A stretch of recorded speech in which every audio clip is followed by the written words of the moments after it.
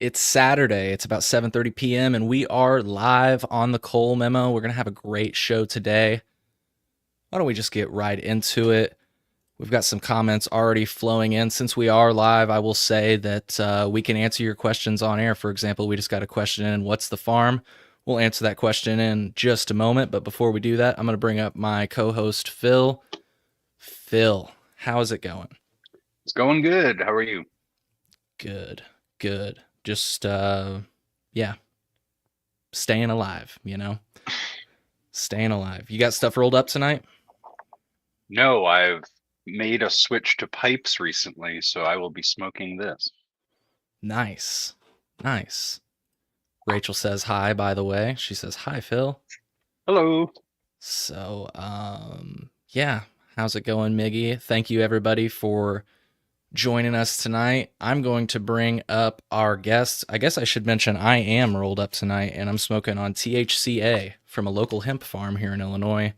Sun drenched farm.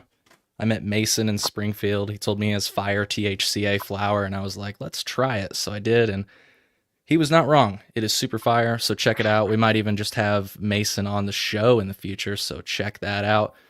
DeMarcus, how's it going, dude? Doing pretty good. How you doing, Cole? Pretty great. Pretty great, actually. Happy Saturday. Thanks for sitting down with us. So somebody asked, I figure you can maybe address this in your intro. I want to allow you to go ahead and introduce yourself, and please be sure to mention the name of your farm because somebody's already wondering, what's the farm? Yeah. I'm Demarcus Medley. I own Green Lords Farms. It's a urban farm in Galesburg, Illinois. 4 acre plot.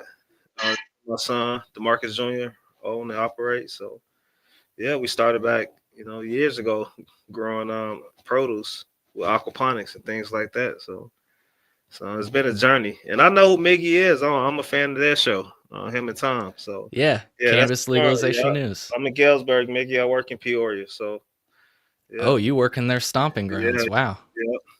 Wow.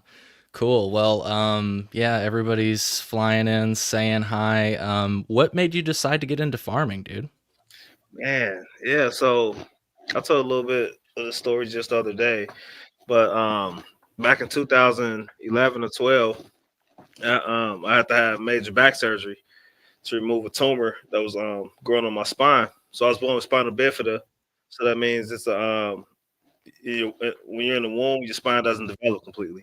And so for me, there was a tumor growing at the bottom where my spine should have been. And when I was an infant, so I had to have spinal removal. At that point, I think I was maybe 7, 8 months the first time, and then in 2011 or 12, I had to have it again, and so it was like real tough surgery. At the time, I had to be off work too, so it was like a year and a half recovery. So I had to learn how to walk. I was in the hospital for a week. I had to lay flat for 3 days. It was a terrible time, but I did heal and recover. So, but I still couldn't go back to work because at the time I was working for a factory so I couldn't do my traditional job. So, my mother-in-law came home with a newspaper that said they're looking for volunteers at this urban farm. So I'm like, oh, that's cool. She knew I like to volunteer my time and I like to get involved in the community when I can. So, it was a farm on Fifth Street called Growing Together. It was ran by a young man named Matt Wallen, and he was growing there. It was like it was an old nunnery that they turned into like an apartment complex, right? And they turned into an urban farm as well. He had an aquaponic system, and I was like, man, that's cool. So I got to go to with him and some students from Knox College, which is a university in Galesburg, to a urban farm in Milwaukee, Wisconsin, called Growing Power. Now this was like in the middle of the hood, like a farm with greenhouses, goats, chickens, like fish, like all this cool stuff. And it was so what was so amazing about it is that it like transformed the area. Like it was a food desert at the time, before then they gave access to folks access to fresh produce. And not only that, but it created jobs, we created a restaurant, and it was like the coolest thing. And when I first walked in there, there's like a wall, right? Like the who's who of Milwaukee. It's like a 5-star general in full garb, a judge. Then this black guy in a tank top named Will Allen. So Will Allen was a former NBA player who started Growing Power, and he received like a presidential James grant for I think $500,000. He just transformed this area, and I was inspired because we grew up in programs. It reminded me of programs we grew up in on the west side of Chicago, like after school programs and summer camps. It was kind of Yeah. that kind of vibe, that type of impact, on the neighborhood. So fast forward, me and my brothers decided to start our own farm. We learned about aquaponics from some folks out of Hawaii called Friendly Aquaponics. We spent the week in northern Wisconsin as they trained us on it. Then, that was the beginning of our journey. Very cool. Very cool. And so that's that. You were just farming and like food at that point. We was raising, I want to say koi. I can't remember the first fish we tried. Maybe goldfish. We were raising them and like a hydroponic. You know what a hydroponic system is, right? Yeah. Instead of using salts or nutrients like that, we just use the fish. And you feed the fish. The fish release ammonia into the water. It breaks down into nitrogen. Like simple as that. You flow it to the plants in like a deep water culture system. Ours is a raft system, and it'll pick up all the nitrogen, right, and clean up the water and pump it back to the fish. Yep, just like that. And we built our own system. We became like like experts in it, so to speak. And yeah, we built it and we ran it. We grew fish, we grew lettuce, we sold it at farmers markets. We had a couple big deals set up, but some things went kind of south. Yeah. That's super cool. And how did you get into farming hemp and when, I should also ask? So right after the farm bill, it was 2018. Oh, hell yeah. You're an early adopter. Yeah. So the food was a tough business. I don't know if anyone on the call ever grown food or tried to sell it, but it's tough and it's small profit margins. And we weren't doing it for the money, so to speak, but we still, had a business to run. So when industrial hemp was legalized, I saw this opportunity to enter to a new market, and I always, had a love for the cannabis. So it's like, man, I get to do this, on a farm, in the middle of town. Like it sounded crazy. When I think about it now, and it's like, man, let's go for it. And I saw the opportunity for us to be able to compete, because it's so new, and not a lot of folks even had experience growing the crop in Illinois at all. So I feel like we can get into the market a lot easier versus trying to compete with some folks trying to sell lettuce at the farmers market or selling to a retailer and things like that, especially with the small amount of space we have. Like we can grow a lot of hemp. Yeah. Yeah. So you said you started in 2018 and Yep. Did you do that aquaponics as well? Yeah. The Nice. first year, but then we're just doing straight soil. After that, it was just easier. Trying to balance, with the fish and the hemp. Lettuce is one thing, but taking a plant that's going to flower then bloom, an aquaponic system, yeah, it's different. Yeah.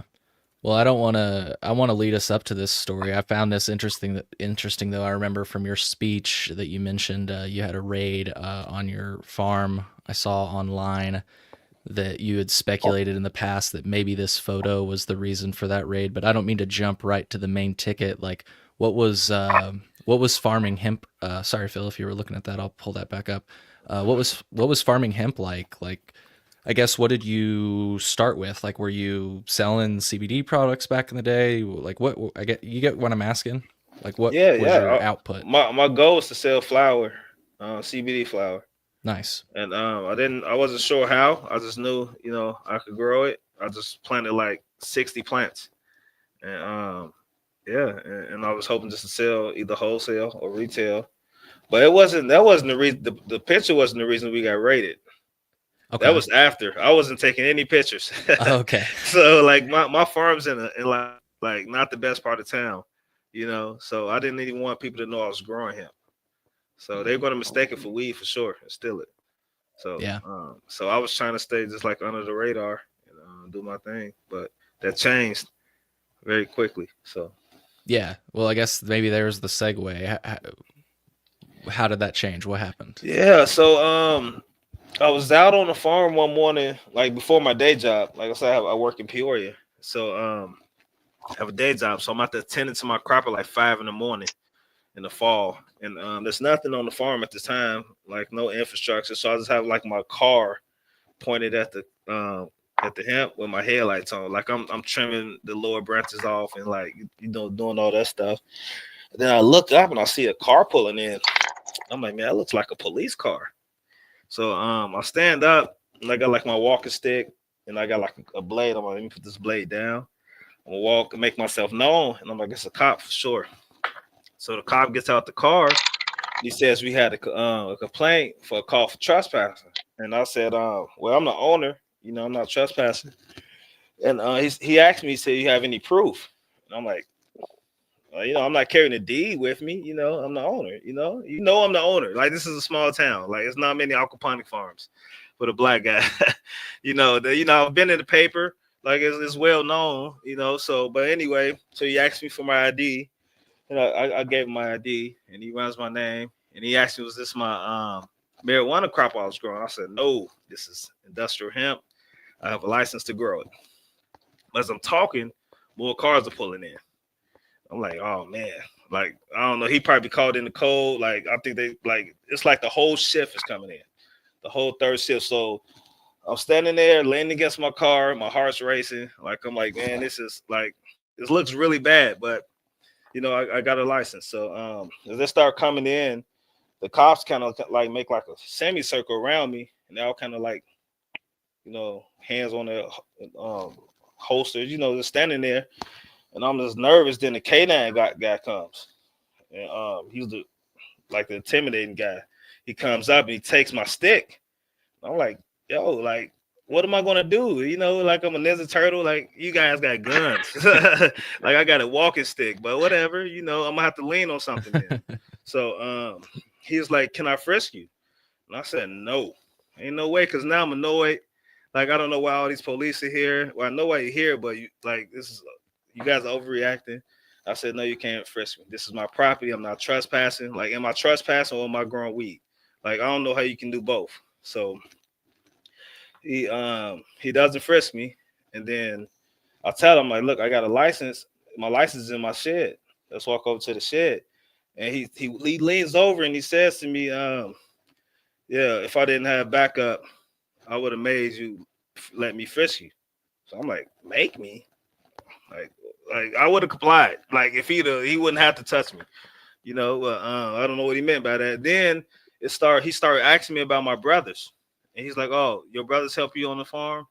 And I'm like, wait, so if you know about my brothers, you know that we own this farm because we was just in the paper, we were in the paper for like donating money to after school program and starting an aquaponics farm. And it was kind of a big deal in a small town, and the amount of money we donated. So I'm like, man, so he knows my brothers and he knows this. So I'm like, oh, they thinking that we're drug dealers.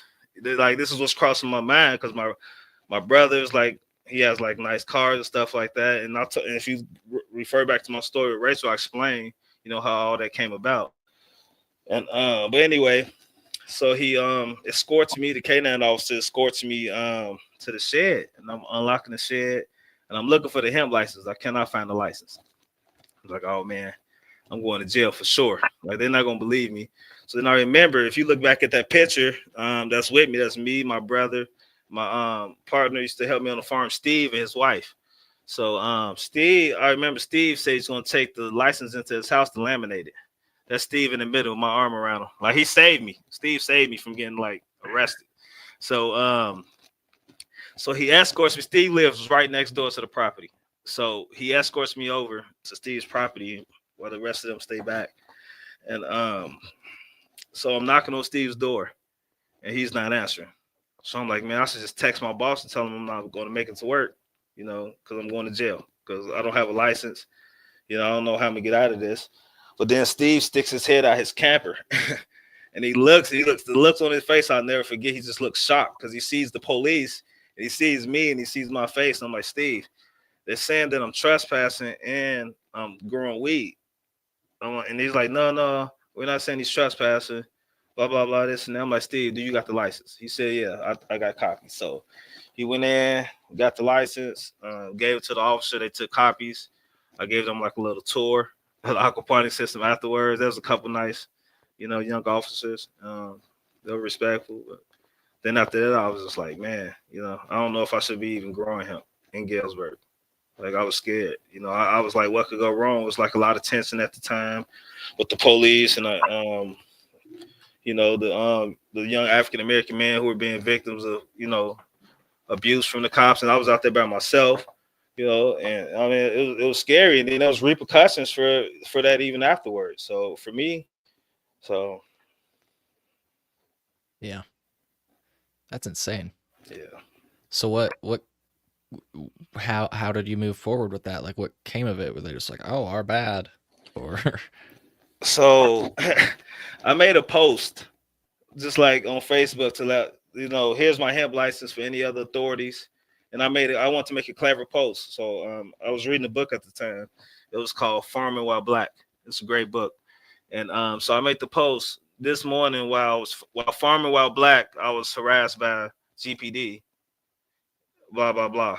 And I made a post. And they went like crazy, like 20,000 shares. I started getting calls from news agencies, reporters who want to talk to me.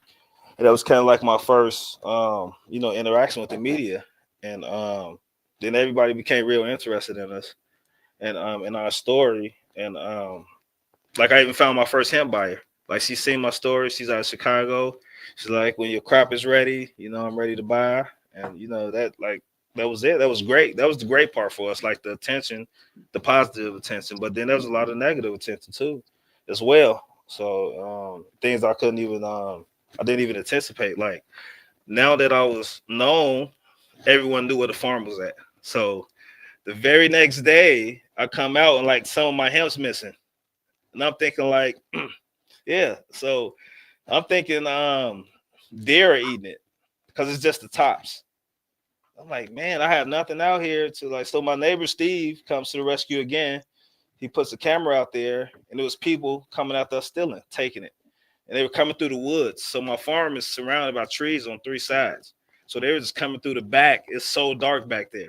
Like it's scary. It's coyotes, there's wildlife there, but they thought there was some weed, and yeah, they started stealing it. And I had to call the police. So I called the police to report it, right? Because I didn't want like if it's some kids or something like they're selling it or something like that. Because it turns out it was kids. Because we found out, we did our own investigation. I was about to jokingly Yeah, say those yeah, damn kids. yeah. It was kids, man. They were trying to sell wet hemp, So they start stealing. Then I have to call the cops. The cop comes. He's annoyed immediately as soon as he sees me, and I'm just like, I just need to report. Like it's awkward because like they got a lot of bad publicity. Like they're getting emails and calls from people, and what's crazy, like when I'm telling the media about the stuff, I'm like, listen, I would like to talk, to the chief or whatever, and see like how we can like make sure this doesn't happen again. Like I don't have any issues with the police. I have none but respect, for them. But the media, they didn't show that part. So all this looked like is me just blaming them for, messing with me because I'm black, but I don't know what their motive was. I think they really did get a call for trespassing, but then they probably thought they had a bus. You know what I mean? Then they just didn't believe that, me, that I was a hemp farmer. Like most people didn't. Like everywhere I go, most places I go, I'm the only black farmer, especially in this part of the country. So like it's not anything new. But then the more negative publicity is all over Facebook, right? So people start talking about me on Facebook. I'm reading the comments, like dispatchers, women who are dispatchers are commenting saying, like, well, he better hope he never needs the police. I'm like, whoa. So I don't feel comfortable calling 911 then. Like I never said anything. I just told my story. So I'm like, whoa, this woman works, she's a dispatcher. Police officer wives are upset, but I never named a police officer. I never called anyone out by name. I'm just sharing my story, and you're upset with me, and now I'm nervous. Like I was scared to go to the farm for the longest. Like I don't like. It was like a real traumatic time for me. And then when they asked the chief of police about it, he told them not to believe everything you read in the paper. So now I'm a liar too. So who are they going to believe? The distinguished chief of the Galesburg police, or some black guy, that's growing hemp. So I was in a challenging position, but I did have people fighting for me. So that was a highlight. That's how I started getting involved in like folks like the Stewardship Alliance. And You know, they helped me out tremendously. Like they emailed and called and stood up for me and you know that was kind of the some of the positives, like knowing that people back me up, even people who don't know me, and go to bat for me. So Yeah. Man, that's crazy. That is crazy. yeah, Especially to hear Phil. I don't know if you heard this. He said that he saw posts on social media where was it? You said dispatchers or somebody yeah. involved in law enforcement. Dispatchers for 911 were saying stuff like, "Well, he better not ever need the police or ever need to call them." Like I do need the police. Who doesn't? Like I never want to have to need them, but like I never said anything negative. I just shared my story. Like I didn't. I did feel like maybe it was the caption, maybe it was the farmer white black. Maybe I should have been more, not trying to grab Well, headlines, and I guess. how like big of a town is Galesburg? That's 30,000 people. So it's not that tiny. Yeah. Yeah. But like I'm from Chicago, so compared to Chicago, it is tiny. Well, yeah, So, compared to Chicago, it's small. mhm. That's insane. Yeah. That's insane. So how's it been since then? With No negative interactions. The only weird thing, someone has drones that for the longest just come out and fly around. Like my farm is near the airport, so I don't think they should be. It's a nice drone. That's all I'm gonna say. Like it's a really advanced, nice drone. is it And one of those drones that was on the East Coast, or is it like a hobbyist drone? it's not I'm a just trying to hobby. be funny. It's not a hobby. It flies high and fast. Oh, So it's either someone's looking to steal, somebody's surveilling. Like he would always tell me, man, that drone keeps coming. Like it'll come down, it'll go up. Like I don't know who's looking. Like imagine that on top of everything else. Like is this yeah, some type of sophisticated? You want some hemp, that bad? You want to send a drone? So either steal or to survey. Like I don't know. yeah, But yeah. other Damn. than that, I haven't had any. Like I have positive interactions. I try to focus on that, and I mean, people still try to steal, but I have things in place, and I just protected myself. So Yeah, I I feel don't. like weed is such a like. There's a lot of weird regulations around cannabis in Illinois, like a lot of stringent security regulations around the cultivation centers, and I'm like, who's gonna steal weed that's like growing? Because it's such an intensive process. Like, Oh, they will. Teenagers. Not well, just I was about not, to say, yeah, not just teenagers, just people who are desperate or people have Yeah, I guess. waited and watched and waited till it was almost harvest time to try to steal. now that was my They question, is if watched, like if they yeah, understood that part of they it and if do, they understood the like the drying and the curing process, because it yeah. seems like such a meticulous thing to steal, you Yeah, know. yeah. To them, that's all they got to worry about is drying. They'll throw it in their closet. True. They just gonna look like I'm be modest, but I grow some of the best buds you can find around. So if you can get your hands on it, I wouldn't recommend trying to steal it, but they're risky. They're risky for that. So Yeah. yeah. Wow. So things have been good. Hemp farming. I mean, as some people say, hemping ain't easy, right? There's still Nah, probably. nah, that's still issues. Like I had my license right. I had it for multiple years. I received a city grant for urban farm, thanks to Peter Swartzman, the mayor, and the council who approved that grant. And I was able to get back into hemp because I had took a season off because I wasn't sure if I want to keep doing it. Like I told you, all the stresses. Like who wants to deal with drones and like thieves and things like that. And I went to apply for my hemp license and they denied it. And I was like, whoa, I had it 3 years in a row. And they said my tax code wasn't correct. It needed to be agriculture, and it was heavy industrial, which heavy industrial allows for ag, but they wanted it to be taxed as a farm. So I had to basically spend the next 2 years filing like a Schedule F tax form, basically showing profit and loss on your farm. And then in order for them to consider changing the tax code, which they did just a few weeks ago. So I'll be back in business this spring.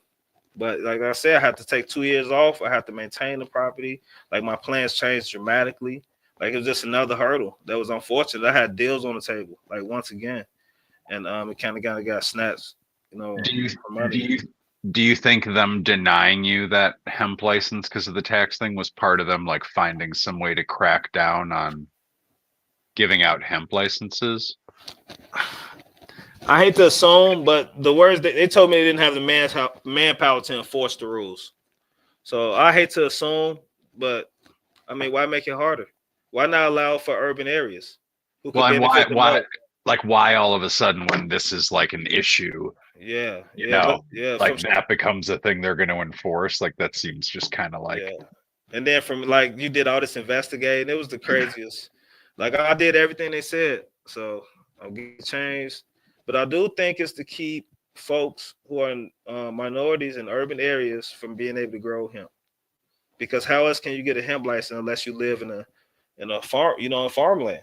You're Well, and gonna do also, oh, go ahead. Sorry. no, I'm saying you're gonna do like me and wait 2 years and spend all this money growing lettuce, and then hopes that you can get into the hemp business 2 years later. But I'm sorry, go ahead, Cole. No, it's okay. That was my bad. I was just gonna say also, like, and this is probably being in. What other plant that's descheduled do you have to apply for a license for? you know, I think even licensing in and of itself is a little. I know, it is what it is, I but guess I just wanted to share that. there has to be some, I guess, barrier of entry. But you're basically, I mean, how was I the first like black hemp farmer? Like there should have been tons of. Think about Chicago, where there's tons of urban farms. And that's why we need those House Bill 64 and Senate Bill 1775. So like that's important. Like think about it. There should be more minority farmers. There should be more first time farmers. That's what they're stopping. And then you're stopping competition because the cannabis folks don't agree with the way we're doing business, or I don't understand it. Yeah, and so just so because I'm getting some comments on different platforms that we're on right now, people are confused. They're like, "Wait, a tax stamp is attached?" Yes, in Illinois, as Rachel is saying, there is a property tax, and as you just explained, there's a property tax code requirement. Other states don't have it. Federal doesn't require it, but Illinois has it. And as you were just saying, House Bill 64 and Senate Bill 1775 would remove that from the law in Illinois so that you could just get a hemp license. Yeah, the Illinois has a history of just discriminatory like rulings, like redlining. Like I grew up in Chicago where it was the most segregated place I ever lived. Everyone state lived in their own different neighborhoods. Black, Mexican, Greek town, they call it Chinatown, but it's all just it's all based on I think discriminatory like laws and rules like that. And just to keep people from being able to enter a market that they should be able to enter it and hopefully change their lives. Well, and that really brings me to, I would say, my big question for you today. And somebody stole my thunder. They said, so would this have been avoided if we didn't cap licenses and Greenlord Farms could be a craft cannabis producer? Wouldn't we have producers paying taxes and getting police as service? I guess to rephrase that question, because that was somebody else kind of asking the question. I heard you say on an interview that I just listened to by the Illinois Hemp Growers Association that you said, I believe true social equity is in hemp, and that you said something to the effect of you thought that the social equity licenses just gave the illusion of wealth. Yeah, Could you unpack that a bit? Yeah, the illusion of the false hope, because I was in that same circle of folks. So it's another story. I just got a random text one day from some folks out of Chicago asking what I want to be on their cannabis license. And at the time, I was already working with some local entrepreneurs, some great people on a real social equity deal. Where I'll be truly 51% owner, head grower with a salary, this profit, share the profit, a fair share. And I'm not talking 1, 2, 3%. But this company came out the blue and asked me, and I said, "Man, how'd you even get my number? like, who are you? Like, how do you even know who I am?" So in my head, I bet they Googled like black farmer, or they just saw me on the interview and found my number. So anyway, we started corresponding, and they were asking, they was like trying to give me a deal to sign on their license to apply for a craft grow license. And they were emailing back and forth. Then they sent me an email meant for internal, like by mistake. And I'm like, oh, I'm screenshotting this. And it was basically them trying to figure out how to trick me to taking a low deal. They were trying to offer me 3%. I'm like, yo, that's not social equity. That's not generational wealth. Like, I think you found the wrong person. Maybe someone who was desperate, and who didn't understand how those things worked, that they would have went for that. So I was like, you know what? I'm not interested. Thank you. And they asked me that I know someone else. And of course, I mentioned Steve a few times, who saved me. And I was like, I know someone. He's a veteran and he's a social equity applicant based on these factors. And so he applied, right? I don't want to spread his bit. I don't want to say too much more, but I didn't win. Somebody won. It wasn't me, right? So, but that was like, it was vultures, right? And he never got a piece. He never got to really own it. They just sold the license. They won and sold the license. So that's not social equity. That's the illusion. And they gave us so much false hope that we would be able to create generational wealth from a market that black and brown people built. The traditional market, the growers, if people don't know how it worked, the growers in California and the West Coast grew it. And whoever transported it and in the streets was sold by the black and brown men, right? And they built that market, right? Then they went to prison, they went to jail, and then now I can drive down Henderson Street and see a big old $4 million grow, um, and capitalizing off this market that was built on the backs of black and brown folks, and they're getting rich. And then they're offering you 3%. Like, you built the market, you're allowing them to get into the industry, and they're making it seem like they're doing you a favor.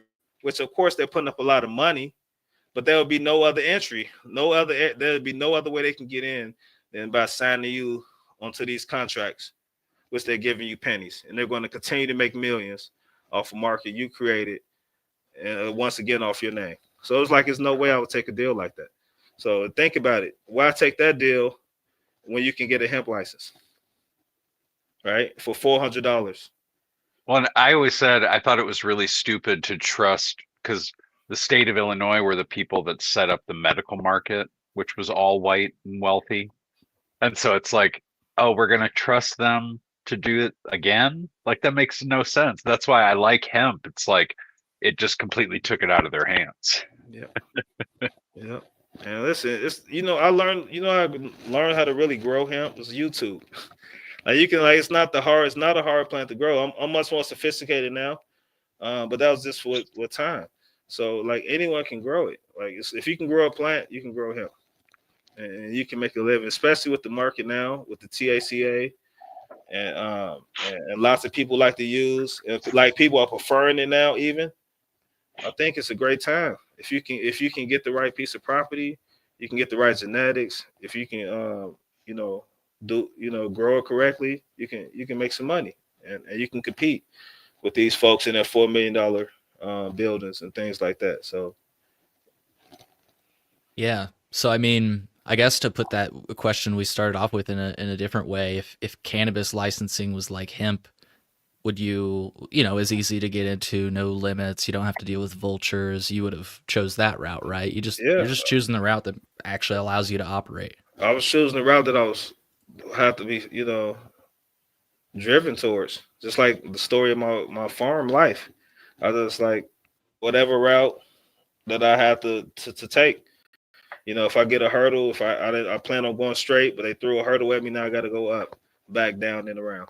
So of course I would have took a cannabis license. Like, if they'd have made it affordable and I didn't have to sell my soul to get it, of course I would have. I would have rather done it that way. But if hemp's actually a great option now. So, but I don't have the I feel like I don't. It's still a little iffy for me. Like, to be honest. Like, What? even so, imagine if I just grew 20 pounds of hemp and I throw it in my car to take it to the post office. I'm driving to the post office to mail this hemp to my supplier. Like, it's a scary ride. Like, it's always iffy. Like that's kind of like the dark side of the Well, business for me. well, as we know, the laws are in Illinois, you should just smoke a joint while you're doing that. Yeah, yeah. They can't smell you for the odor, right? But like, so yeah, it's just, I don't know. It's like, I love the plant, but the business, it can be tough too. So Yeah. Yeah. And I think that's an important point to just, a lot of people think, or I don't mean to say a lot of people, there are some people that make the argument that hempers, as they call them, or people that choose to go the hemp route, that you're just taking the easy way out. It's not that easy, right? I mean, you're competing against even some of the multi-state operators now out of the cannabis industry. Yeah, and they're respected, and they look at us as businessmen. Then I'm viewed very differently by some folks. They don't see a black hemp farmer as a businessman. I'm always a black hemp farmer. I'm never a businessman. I'm never a farmer. It's always it's always that title of what describing. But I'm so much more than that. So, and I know that. So. Yeah, yeah. Phil, any thoughts on what we've talked about so far? Just got a comment in. Even bringing hemp to the post office as a sampling agent was unnerving, and I definitely got eyebrows raised and was refused once. Yeah, I think it's just pretty funny. Like, and this is what I love about hemp. I've said it on the show a few times. Like, I got a box full of these sodas that have 50 milligrams of THC in them, and they sent it to my fucking house, and all they had to do was put a little piece of paper in it that said, "This is hemp." Yeah, that's what I did. But is that paper really going to protect you? Like, Well, so that's the unnerving part, right? someone gave me the idea to do a freedom of information request just on my name, like Okay. Galesburg, and it was like thousands of documents and lots of conversations. And this is how I found out about people were fighting for me behind the scenes, like folks from the that I mentioned earlier, but the one thing that stood out to me is like the correspondence, like with law enforcement. They don't have any rules on hemp. Like if they would have poured you over with a bunch of hemp and you tell them it's hemp, like there's no other way.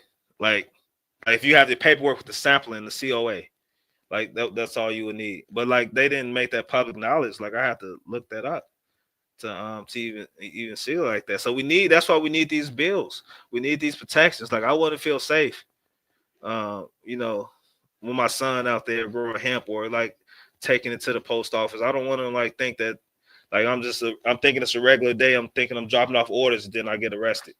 Well, For Rachel just made an interesting point that I think about all the time. You can look up license status online, which I just think is interesting, especially when you compare that to cannabis licensing, which there is no portal for. If you request that information from the state, they will refuse to give you any information. Wow. It's protected by law. You can't see ownership information, which, by the way, when the Chicago Tribune had found that because they were denied by the state, one of the things they mentioned is that not having ownership data transparent has been problematic for other highly regulated industries in the past, like the gambling industry, for example, where, I guess they had found reputed mob ties. And so transparency really does, sunshine is the best disinfectant, whatever saying you want to use. And that's one of the things that I think hemp has going for it. Didn't mean to take us on too much of a tangent there, but I just thought Rachel made a interesting point about the fact that hemp licensing information is online. You can see. Yeah, they knew I was a hemp grower when the whole third shift first came out. I think they just wanted to see it, like it was a show to them. I don't know. Like I get worked up thinking about it. Yeah, somebody else commented that earlier. They said the police knew you had a license prior to leaving for your place, which is just But I mean, like it's a complicated. Gillsburg's a small town. Some of our brothers didn't have the best reputation, but it wasn't me. I always had a great reputation. I always been an upstanding citizen. So it wasn't like, I was someone they could be like, oh, he done this before, so we can get on this. But it was like for me, it felt like the same moment I had when I was 16 and I got arrested for selling weed in Chicago as a minor. Like the cops treated me like they got a trophy, like I'm a kid, and I'm selling a couple bags of weed so I can make it to school and get some school lunch to feed my little brother.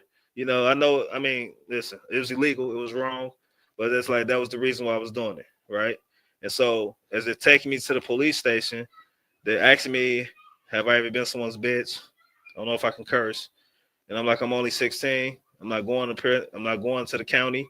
And then they got real quiet. And then they asked me, they ever have a pump. They asked me if I would have ran Do you know what we would have done? And I was like, what? It's like they started singing Pumpkinhead. I was like, so they were gonna give me a pumpkin head, they're gonna beat me until my head looked like a pumpkin. So then I walk into the police station, it's a line, they're clapping. A police officer kicks me, right? And then they take me into the wrong side, they take me where the men are. And then they walk in with a gun and say, look what we found in the back seat. And now I'm even more scared. And so they're joking with me. They're like trying to like terrorize me. And then I'm a minor this whole time. So they take me to the other room after terrorize me. And then there's like a flashback of that. It's like it's a spectacle sometimes, like to try to do this and feel like we got you, we caught you, like a runaway slave or something. I don't know. Yeah. Well, I've got an interesting question for you that I think will take us down an interesting path. You mentioned earlier that, how the traditional market was built and how this cannabis industry has basically kind of parted ways with that foundation, just to put it shortly. And I guess my question is, how did it make you feel these last two legislative sessions to see talking points from that era, that reefer madness era, employed by our legislators and people that grow cannabis themselves? They said things like, "You're not going to kill our children this summer." Um, these people are selling dangerous She drugs. Go ahead. Senator Lightford called you a drug dealer. Oh yeah, you're a drug dealer. Not you, but What? people like you. Right. Yeah. It's just, I mean, it all ties back to like, I mean, it's funny you say that, like, it just goes back to the original basis of why hemp and marijuana was originally criminalized. You know, it was greed. They didn't want to compete. Like the whoever was making the paper with the trees didn't want to compete with the hemp growers. They didn't want something sustainable that anyone can grow, that a small farmer could build itself up. And that's the same thing. They don't want that. They do not want you to they want the illusion of the American dream. Like this is keep it out of reach while they continue to make so much money. And I think this plays down to greed. Like if you look at other places, let the market dictate who gets to be in it. Yeah. Yeah. Just wanted to mention for our listeners right now, we are taking callers. This is like talk radio. You can go to colememo.com/live. You don't have to turn your camera on if you don't want to, but if you have any questions, you can also drop a comment. We can display it on screen, but if you want to call in, colememo.com/live is the way to do it. Yeah, I just, I guess it's just so crazy to see rhetoric like the kind we heard, because it seems like it's like classic cut off your nose to spite your face.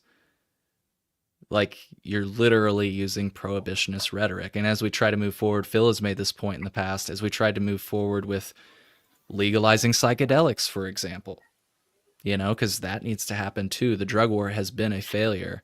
Like these sort of conversations we're having around hemp, I don't think are going to be helpful. No, it's just a narrative. You got to kind of paint your own narrative. Like we're family people too. Like I'm a family man. Like I want my kid, I want to live in a nice neighborhood and run my business and be known for positive things. Like I don't really see. I never saw myself as a drug dealer. I was selling hemp. Like sometimes they made me feel like one, and like I would have dreams. Like I have nightmares about it. Like I've gotten over it, but then it's still traumatic. Like imagine you spend, if anyone's on this call has ever grown a plant, you know how much work that takes from seed to harvest, right? So imagine all this work you put in. You walk out to your farm and you see some of it's missing. Like you feel violated, and then you can't call the police. Like they're not going to do anything. So like that's why we need protections, and we need to. If someone broke into that grow in town, the police would be all over it. They'll have it solved. They'll have those guys. Like we need those same type of protections. No one's probably even going to even try that place. But yeah, I mean, it's just they paint it as this business that's bringing jobs to Galesburg. but my business is doing the same thing. Yeah. And the talking point I've seen lately is just like it's like, well, if you're going to sell cannabis, then you need to just get licensed under the CRTA. So why don't you just do that, DeMarcus? Yeah, I tried. I almost got scammed. People want to use me. Um, yeah, yeah, that was such a. You remember it got delayed for 2 years. So the folks I'm working with, they spend all this money, and you have to maintain the properties at the time. So you're paying taxes on it, and then you have to maintain and mow the grass, things like that, all these other expenses, and then it's delayed for 2 years, and then it's rigged. It felt like it was rigged. Like they were stacking up, they were calling random people. Like, how are you allowing this? How did this guy get my number? Like, and then how did he win the license? Like, he knew he was going to win. Like he tried to throw me a bone even after I said I didn't want to be on his license. He said, "Thanks for helping us find Steve. We'll still give you 1%." I'm like, I don't, So maybe it's stupid. Maybe I got 100% of zero. So maybe I should have took 3% of something. So Yeah.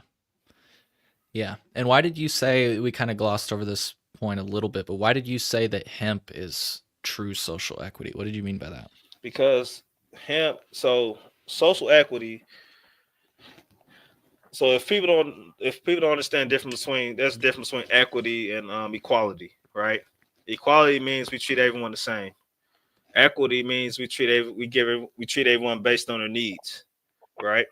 If I've been living in a high crime area affected by the war on drugs, and now you're giving licenses to millionaires, where's the equity in that, right? You're supposed to allow me to get into that business that we built, right? So that's equity. That's allowing me. That's giving me what I need, right? And for him, it's the low barrier of entry is that equity, right? I don't need a lot of money. If I'm living on the west side of Chicago, there's 100 vacant lots that's been burned down since the assassination of Martin Luther King and the riots.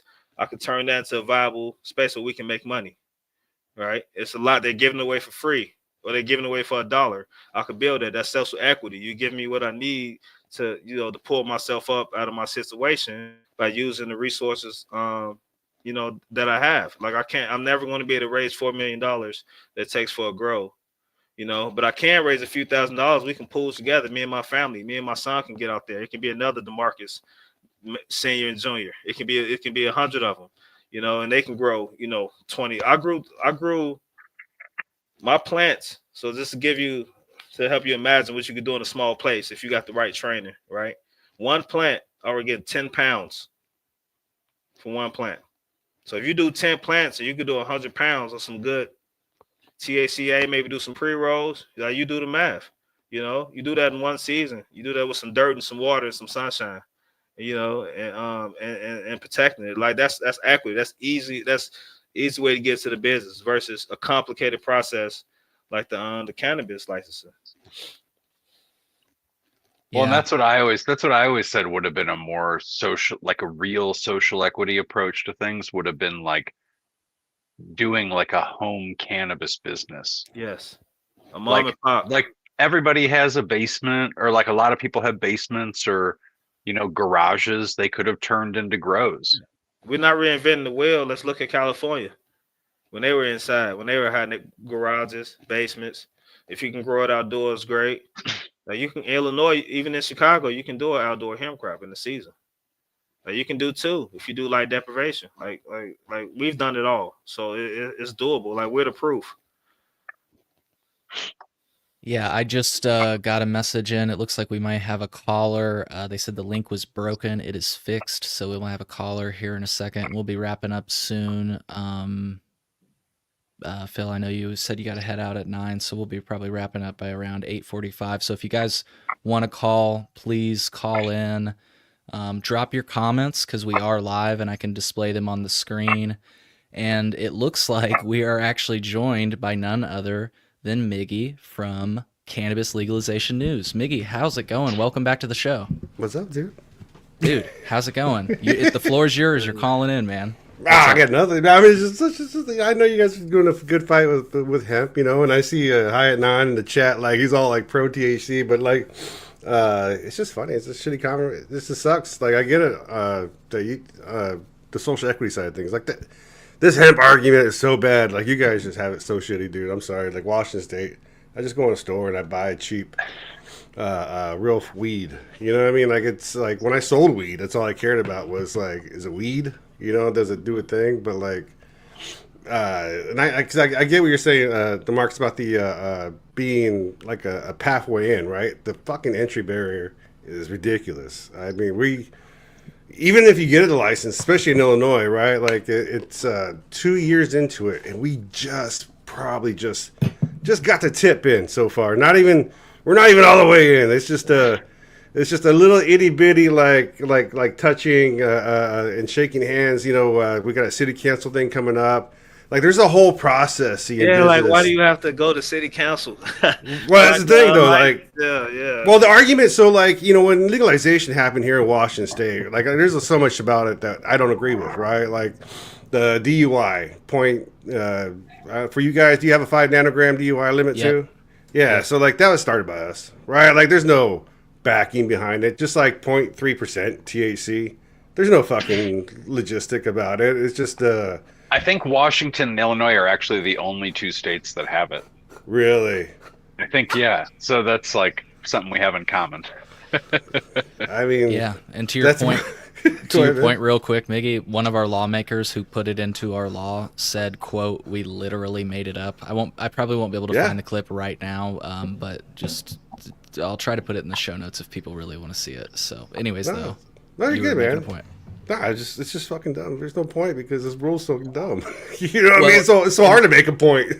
Yeah, well, and what I saw this story today. It actually was released yesterday, and a Michigan sheriff linked the drop to quote intoxicating hemp products to cannabis legalization in Michigan, and this is a point that actually Phil has made on the show in the past that like you don't really see a problem with hemp in air quotes in Michigan, and I think it's because they did their cannabis market right. Yeah. They made it so easy for people to legally participate, not only as a consumer, but if you want to open a store, you can just open a store, and you'd almost be silly not to. There's nothing easy in any of this, man. Like even when I was traditional market, right? Like trying to find a guy that would sell you quarter pound, like that. Good luck doing that in any state, you know, like back in the day. But like, you know, the Marcus, you took a chance. How long ago was that raid, dude? 2000. This is the first year. Was that 2018? 2018. Yeah. If you bring that article back up, it should be. It was that picture right after. Yeah, I'll display it. I had to pop out during some of the sad story, dude, because you know these stories are fucking horrible. Like you know, just anything of you personhood being violated is bullshit, right? Like, was that 2018? Oh yeah, perhaps 2019. Yep, 2019. Yep.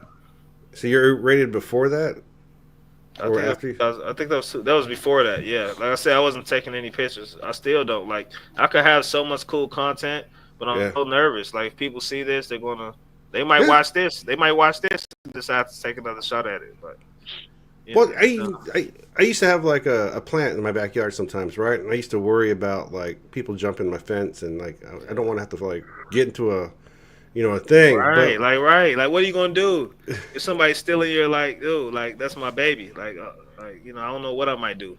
But here it's so rampant, it's almost like I don't worry about so much. You know what I mean? Like you guys are stuck in this like 1940s like time zone still, where they're still like the market, and your guys as legislator are just treating it like this weird.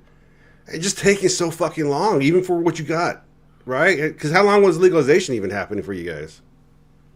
Like our 5 years now it's been. 5, and then the first stores rolled out like just last year, right? Well, 2 years ago. First adult use stores. We had 55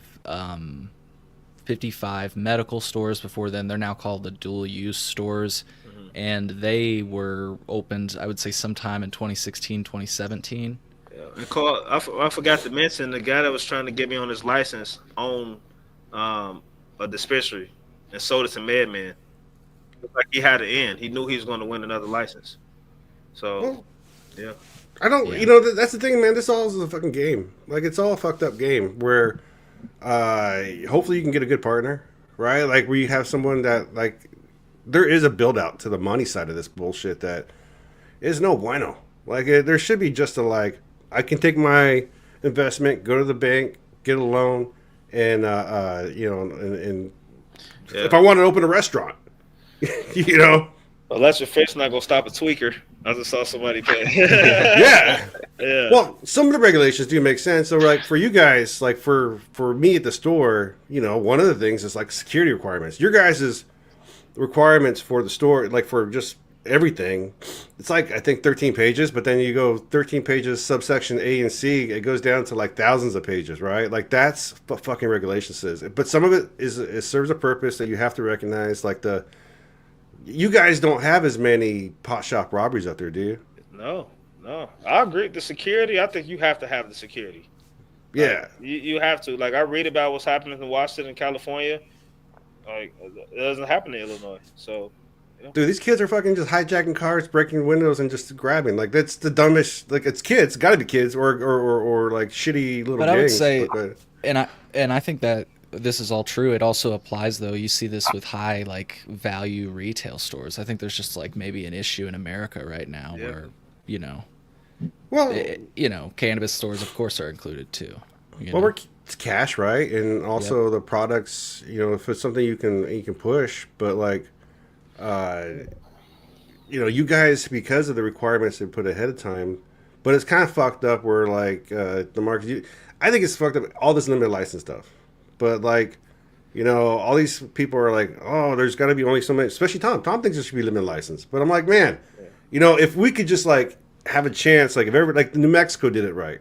Anybody can, if you got property or, you can start a grow or whatever you want, right? well, like, yeah. Correct me if I'm wrong, Cole, but they did limited licenses in hopes of the social equity applicants building generational wealth. Here's the way we can guarantee that you get your reparations for crimes against your family or your ancestors. And here we're only going to give out so many licenses. But that's when the vultures started. So like, and not only that, I would add that Representative Ammons took that concept you just talked about, but she did not give what people call first mover advantage to the existing companies. So exactly, yes, there would be like, well, I take that back. She had unlimited number of licenses, but everybody that would be licensed under that act would be able to operate in the market. You know what I mean? So I would be curious. I would like to meet a social equity after we have ownership of their business. I missed that. You say again? yeah, I think there might be feedback from your mic, Miggy. Oh shit. It's all good. I would like to meet a social equity applicant that's truly 51% owner. Like that's how it's supposed to be. 15 people that are 51% owner. Like I would like to see that because I don't think any exists. Everyone I talked to was getting. Well, you can't because the state won't let you see the licensing information. Well, I mean, like, I guess technically I am, right? Like we're building out, but Technically, yeah, you would be. Yeah. but the thing is, man, like to get that build out, right now, you have to create a group, right? You have to get investors, and you have first the friends and family, or the the low hanging people who are in your circle, your network, right? But then you have to like get outside money no matter what. There's gonna be that like you need cash flows, like, and this is where it gets like real sexy and fucking like, man, it's not like just buying a quarter pound and flipping it tax free and then getting another QP when I can.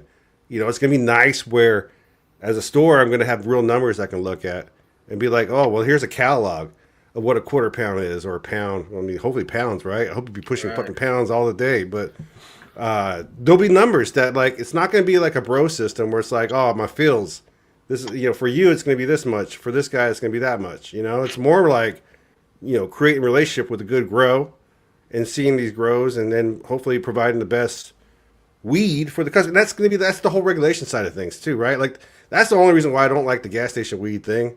Like as far as like requirements go, because DeMarcus, you had a hemp license then, right? I assume the Illinois hemp license. So you're illegal in your state. You were growing. You're Uh, legal. yeah, Yep. yeah. Yep. And so then, like, once you get your COA done, you know, you should have had the opportunity to sell it however you want to sell it, right? That's not the problem, right? Like, whether you want to be a CBD. Now, are you still doing it or no? This is gonna be our first season back. Okay, Yeah, we nice. made some nice connections in Springfield. Hopefully, we'll be working with some folks in Chicago. But you guys should visit the TAC Prohibition Bar if you're ever in Chicago. We'll be working with those folks. It's a nice area downtown. It was so cool walking in, like seeing like an all black business that's selling weed. I don't know Yeah, about you, but we used to walk up and buy it hand to hand outside, you know. And now you're walking up and seeing the black business, and like that's just so cool to me to see that transformation, you know, from sure. 20, 30 years ago, and seeing the way it's directed. Like for me, that's how I've qualified social equity because of my arrest as a juvenile. So that's how I'm kind of curious, Miggy. Like if you kind of share, like I'm guessing you're the Yeah, social man. equity applicant Yeah. between you and Tom. I don't think Tom has a criminal. No, that white guy was hustling all day, Yeah, dude. You yeah, know, he got like hustling, busted yeah. with kilos and shit. Yeah. I like Tom. Tom's funny, man. But I know No, he's a I good know guy. He's a good guy. he's a critic of hemp, and but like you, so you qualified as a social equity Yeah. applicant. Yes. Yeah, I'm so like him and I. We did it live. Well, we pre-recorded it. We recorded the when we used to like record the show, and it's on the channel. Like our actual like the moment we applied for the license for the $250 license, where Yeah, I it was watched it. Yeah. okay, yeah. So it was a whim, right? It was just like and then you have to have all the paperwork involved, right? Like I had every I have every document even before the military. I always knew you gotta like keep the paperwork, right? Like I didn't want to like ever have to like do community service again or something like that. You know what I mean? Like you just like keep your shit together. But when we were proving who I was, rather or whatever my status, I have the I have the community service paperwork, but I don't have the actual ticket for my first one. I got busted 3 times, and my first one I didn't have anything. The second one I had the community service paperwork, but not the actual ticket. And they were like, "That's not good enough." But I actually have I got busted in Wyoming, and so like I got a warrant probably in Wyoming still, because you have to fucking go back in court. I'm like, fuck that. I will pay the fines. I will. What do you need? Like I plead guilty. Fucking email here, whatever. You know. But that was it. That was an actual like as per the Illinois direction at the time was like. And actually, his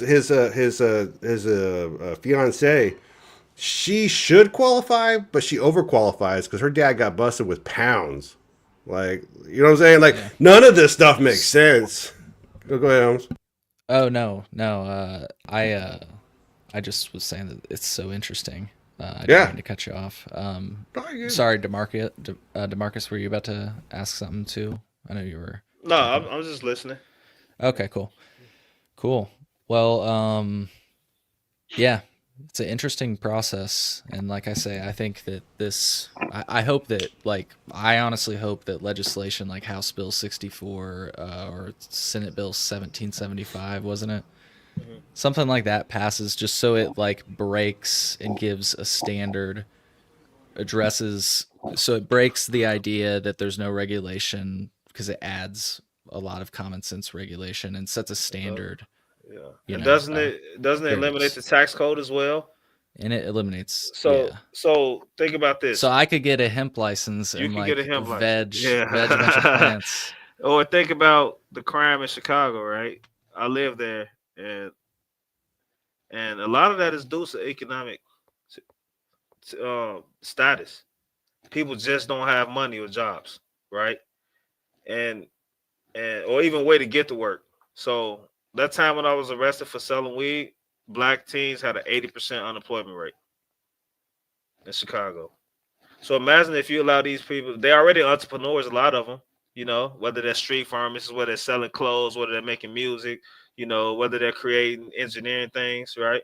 So if you get them an opportunity to become farmers, right? They read about my story. I have kids reached out to me from Chicago colleges that study cannabis science that said they researched me. blew my mind. I was like, "Oh, you researching me?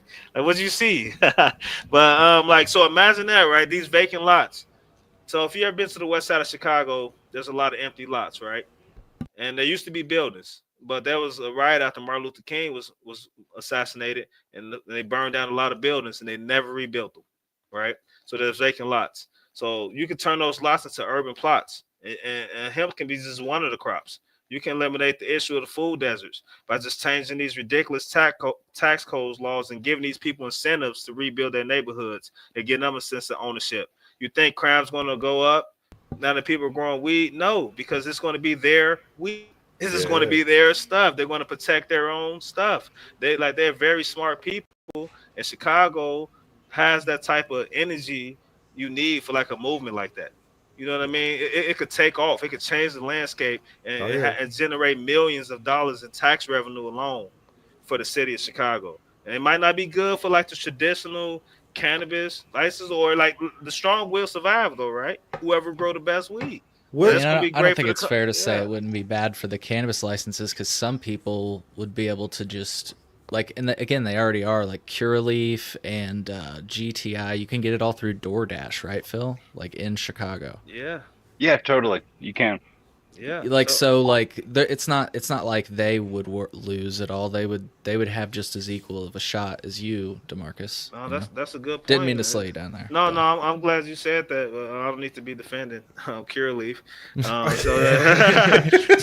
I'm not. But like, just for the folks who was just like me, I was just a kid on the west side of Chicago, man. Like, and if you can get rid of some of those stresses, a lot of those kids can come Oh yeah. to their full potential, right? And Economic. then, and the only way that we can reach community development is from self development. Develop each one of these people to help change themselves, then you can change the community. Like it's not that it's a simple, it's not easy, but it's a simple solution. Give us opportunity to change our lives, and then step out of the way.